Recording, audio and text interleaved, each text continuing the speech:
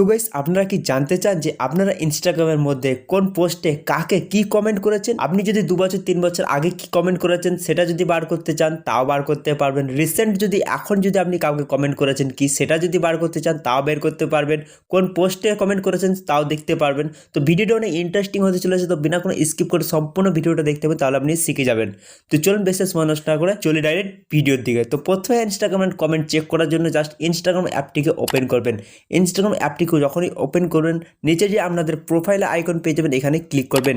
Profile আইকনে click করার পর ডান দিকে দেখতে পাবেন যে 3 লাইন পেয়ে যাবেন, এখানে ক্লিক করবেন। এখানে ক্লিক করার পর একটু নিচে যাবেন, নিচে যাওয়ার পর এখানে একটা অপশন পেয়ে যাবেন ইওর অ্যাক্টিভিটি বলে, দেখতে পাবেন ইওর অ্যাক্টিভিটি, জাস্ট ক্লিক করবেন। ইওর অ্যাক্টিভিটিতে ক্লিক করার পর এখানে একটু লোডিং হবে।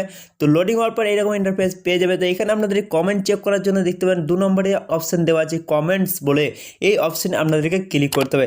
এইখানে ক্লিক করার সঙ্গে সঙ্গে পুরো হিস্টোরি পেয়ে যাবেন যে কোন কোন পোস্টে কি কমেন্ট করেছেন, সমস্ত হিস্ট্রি কিন্তু এখানে চলে আসবে। তো দেখতে পাবেন এখানে 2 বছর আগে কি কমেন্ট করেছিলাম সেটা কিন্তু শো করছে, 3 বছর আগে কি কমেন্ট করেছিলাম সেটাও কিন্তু শো করছে।